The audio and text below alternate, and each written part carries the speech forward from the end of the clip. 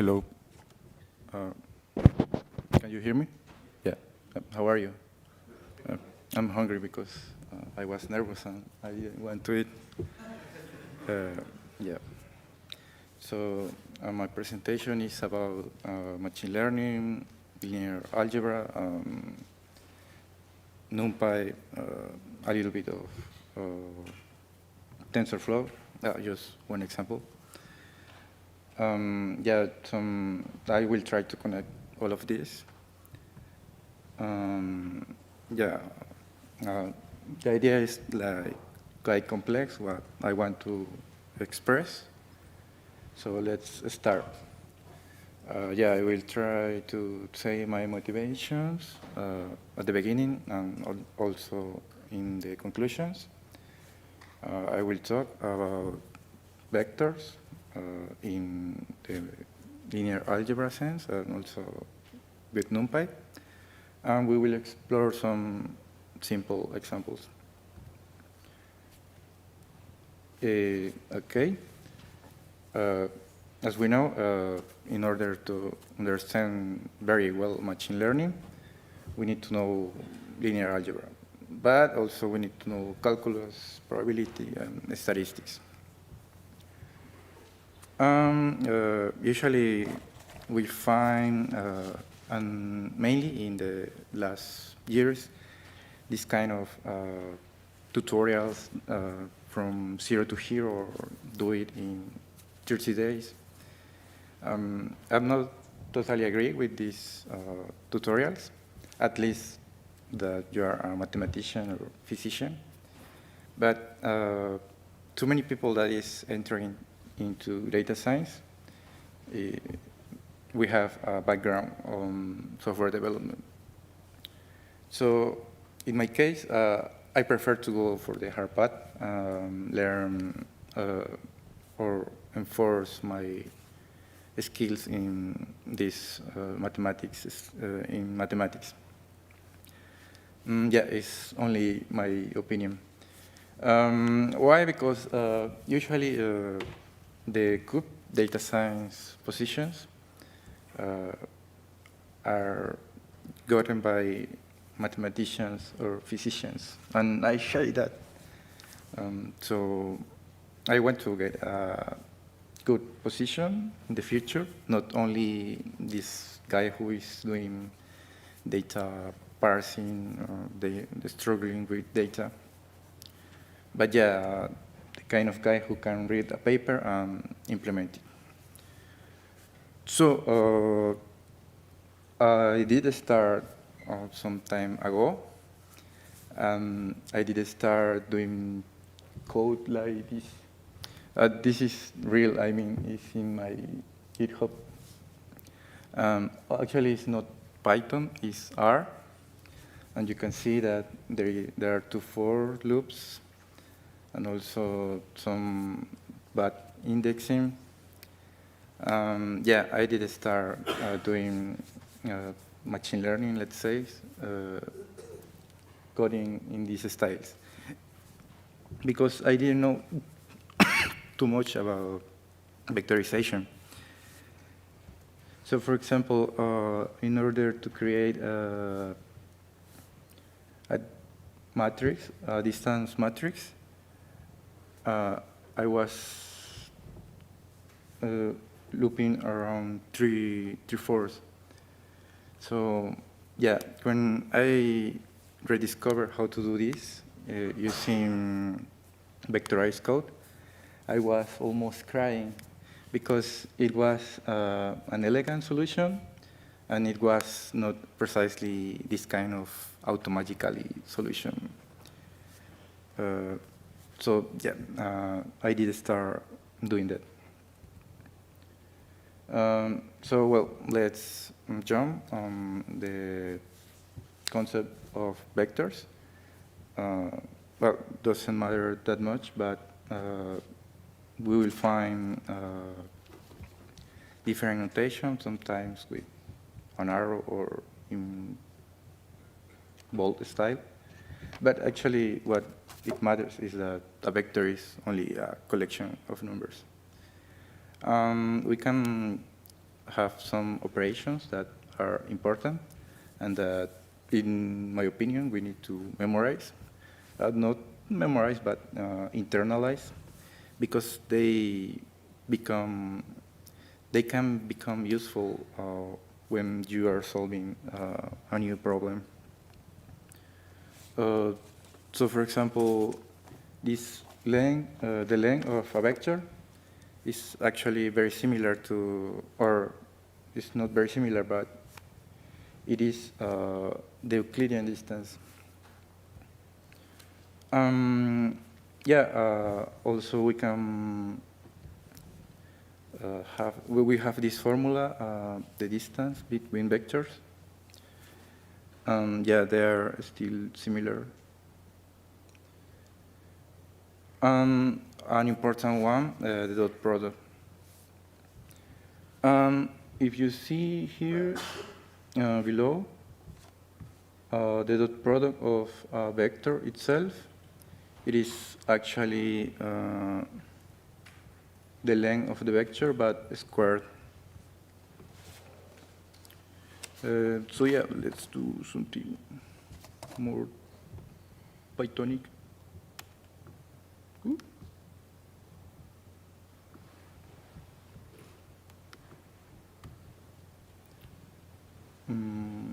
Can you see the fonts? Yeah. Much better? No. Over there? One more. Okay, maybe one more. Yeah.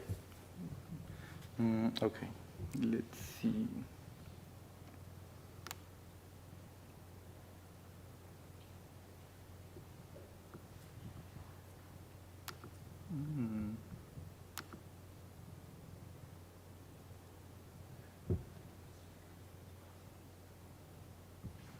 Oops, sorry. Yep. So this is just stupid visualization, but we can do something else. We can draw the very basic example. I mean, the 3, 4, 5 example, the Euclidean one. Okay, let's imagine that we have one vector going from the origin to here. From here. Oh. Yeah.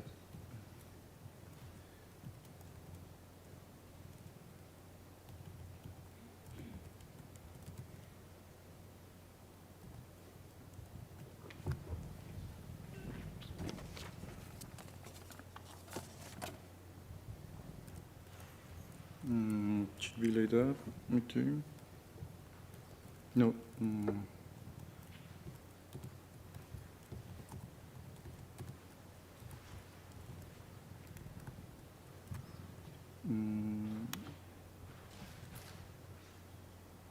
Oh no. Bad idea.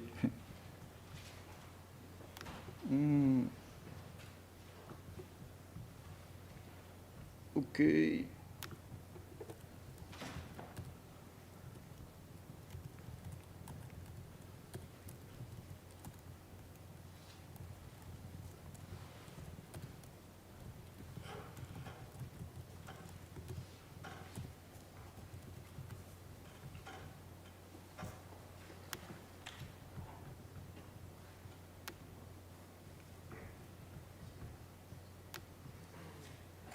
Oops.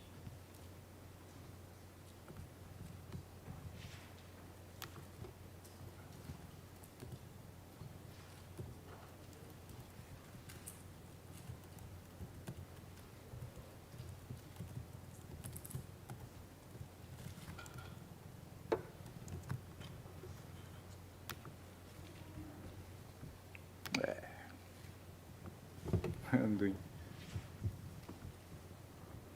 Well, let me check.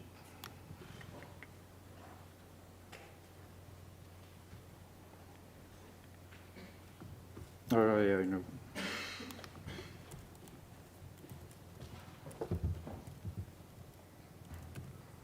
Yep, sorry, just one moment.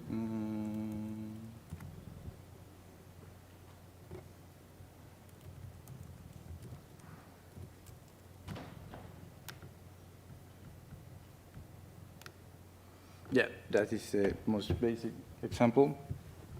So it is good idea to think in vectors, doing this kind of visualizations. So when we want to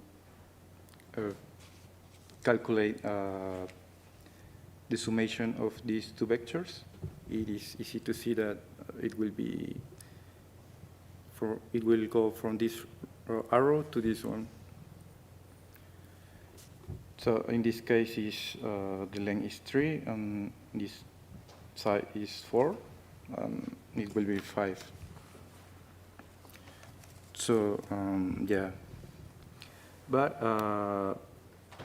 that is very useful to internalize the formulas, but usually in data science, we find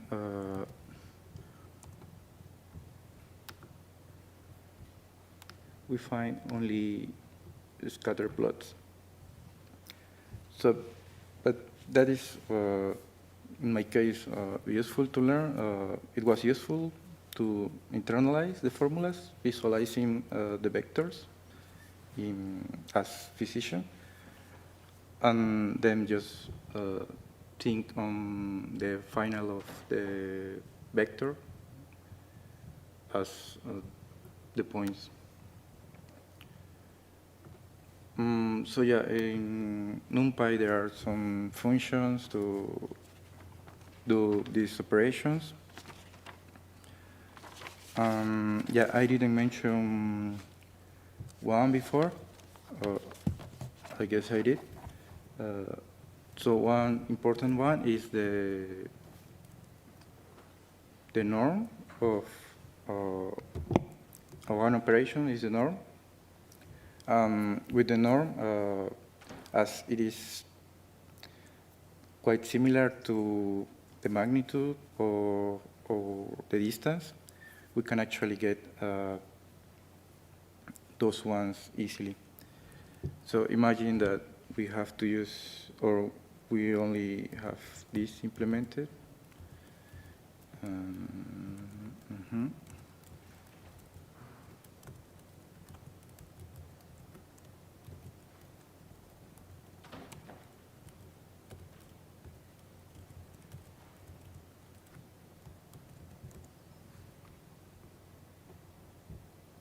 Oops.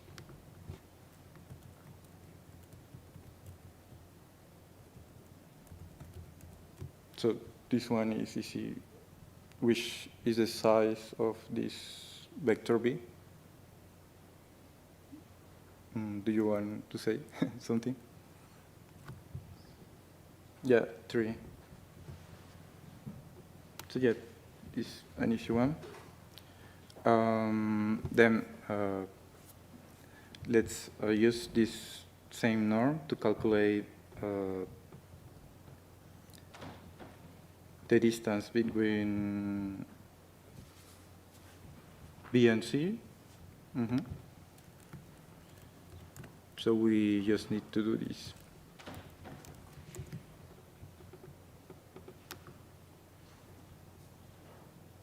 Yeah. Well, I was trying. Okay.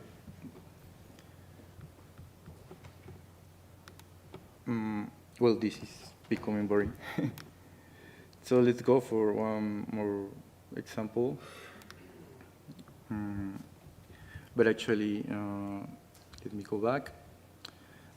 You know that the winter is coming? I mean, the artificial intelligence winter. But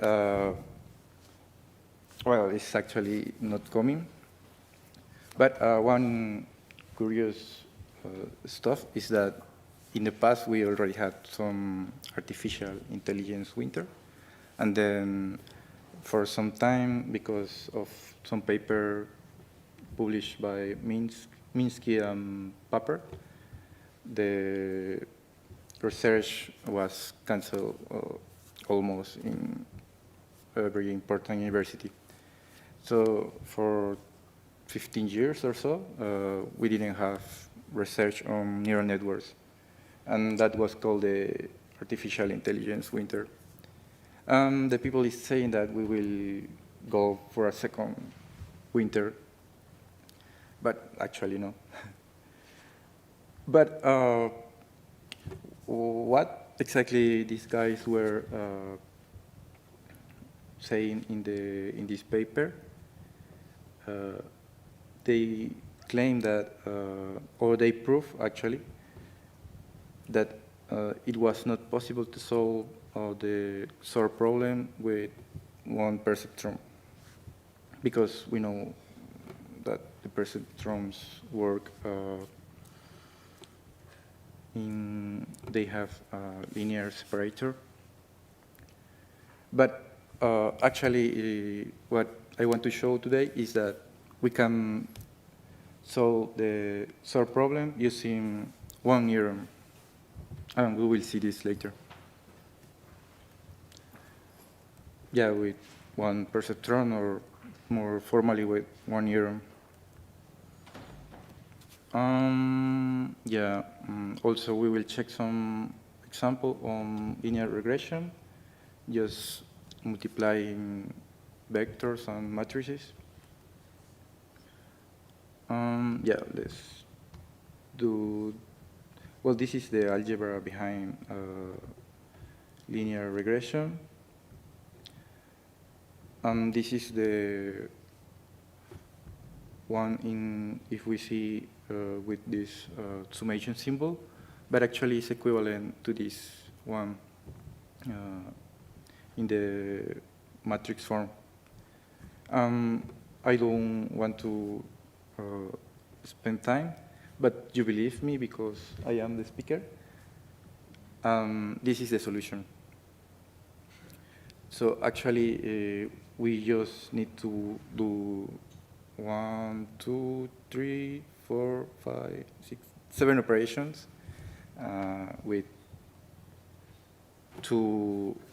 one matrix and one array.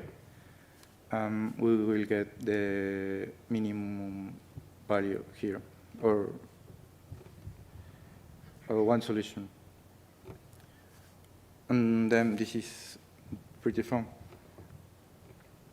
Because, if we don't know this, maybe we will go, or we will try to solve the problem in this way, using for loops, as I did before. So let me go for the code. So actually, what I did, the most important line is this one, and it's the same as this one. But this one is also important. We need to get the X, or the data set, and we need to stack one column with only ones. This is because we have this term here, the B, and it has some one here, imaginary.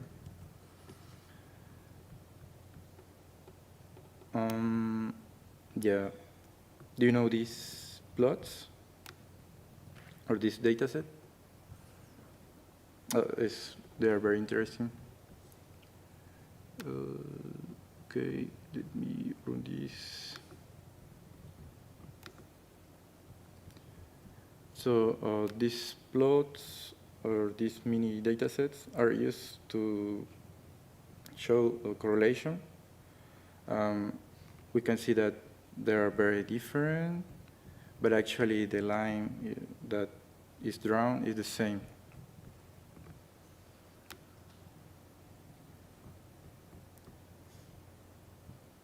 So yeah, what I did is just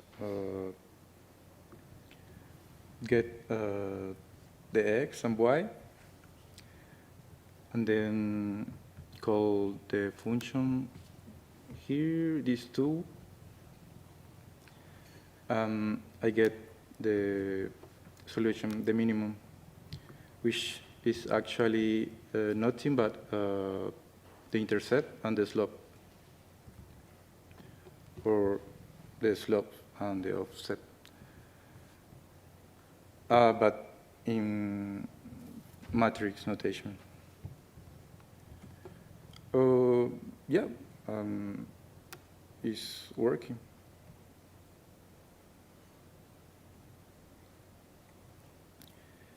So, but we can do it also this using TensorFlow, which is good. In this case, we save in placeholders these two variables, the dataset and the labels.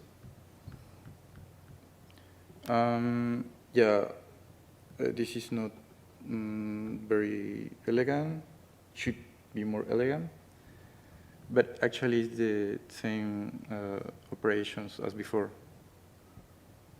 You see here, this matmul is actually the multiplication between these two matrices, and it's nothing but the dot product, but with matrices. Yeah, without using any library or any function for modeling in TensorFlow or NumPy, we can solve, or we can implement a linear regression, because we know the linear algebra behind this.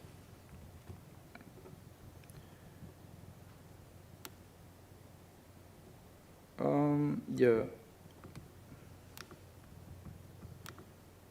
it's working.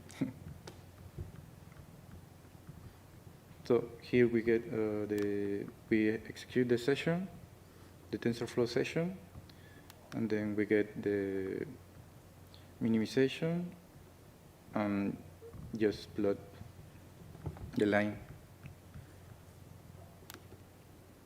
Then the next example.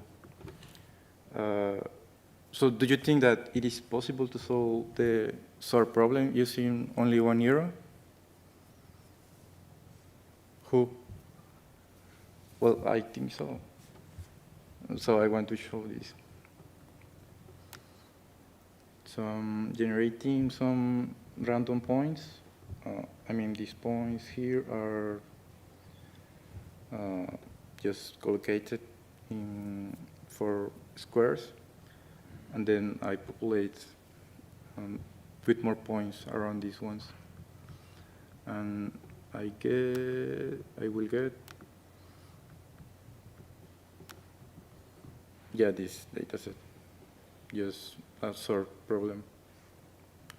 We cannot solve this using one line, but we can solve this using 1 euro. So usually in the literature, we use always sigmoid functions, and the sigmoid functions, we know that they are monotonic. They are always from the bottom to the top. But what if we use a non-monotonic function in the perceptron? For example, the cosine function. This function is going up and down, and then we can solve this problem with one neuron. So here is the code for the perceptron. I just modify the function and also the unit step. I mean, I just did the subtraction here.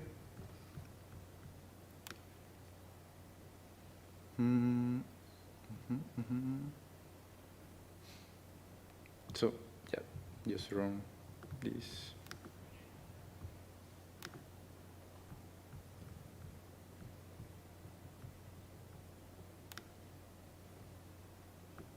Oops, no. It's here. Actually, I'm getting the data from some files.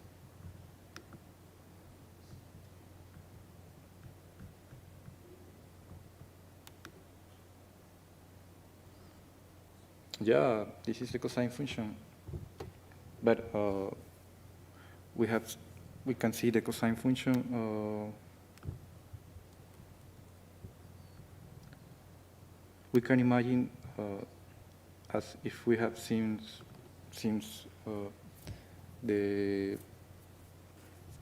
above. So you can see that here is maybe going down, and he's going up.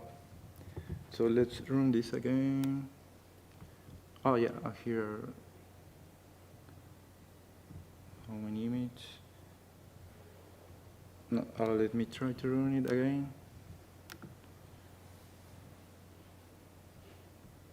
No.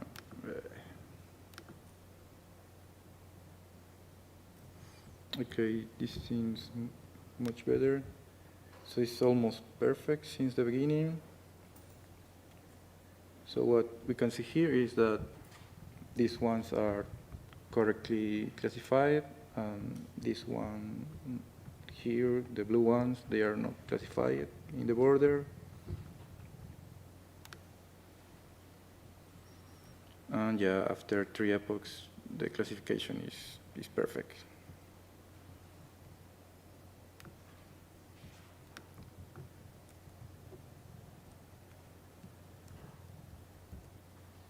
So,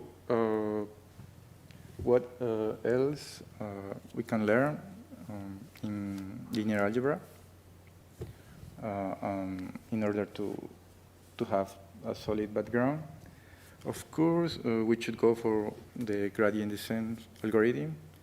That is the algorithm that everyone is using nowadays, and it's very simple.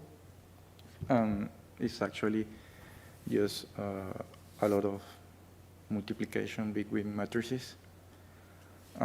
Also, another concept that is quite popular is the eigendecomposition, because the eigenvectors and eigenvalues are used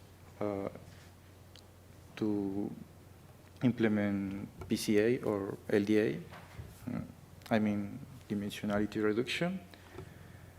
Another concern that we should be aware is the numerical instabilities. Sometimes we are dealing with very, very big numbers, or very, very big matrices, or very small numbers. So we should be careful with the functions that we are using and check the documentation.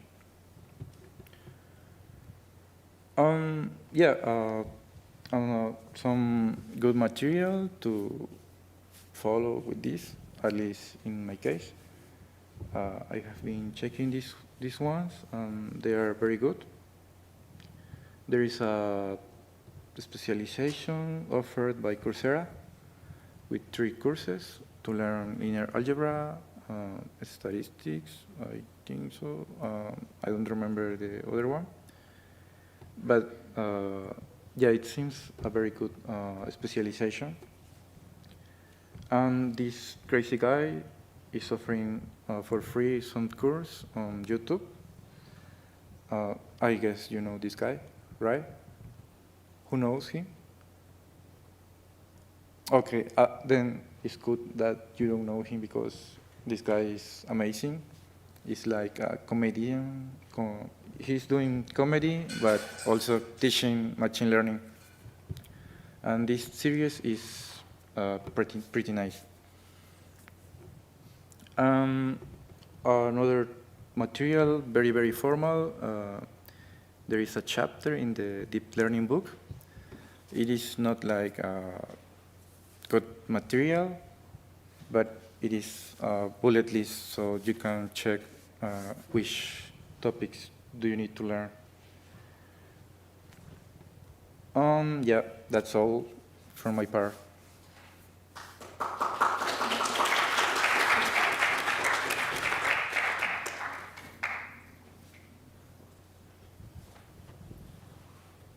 So, do you have questions or comments? We have time for questions.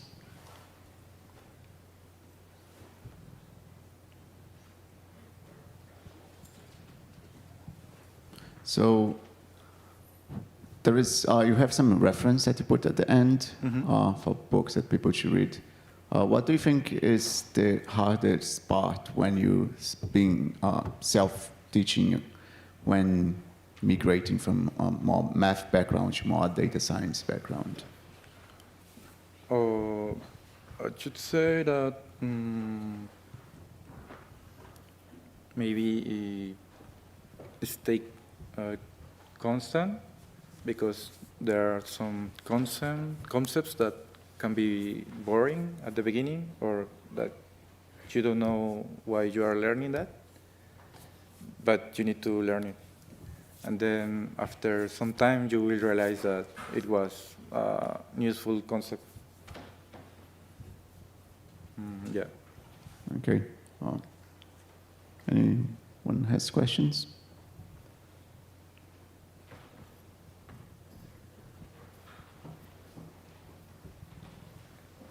Could you share your source code in a GitHub repository so everyone could read it again and yeah, practice? I will put it in the slides in the our Python page. Oh, okay. And thanks. then I will put the link there. Okay. Okay, so I want to thank you, the speaker, again.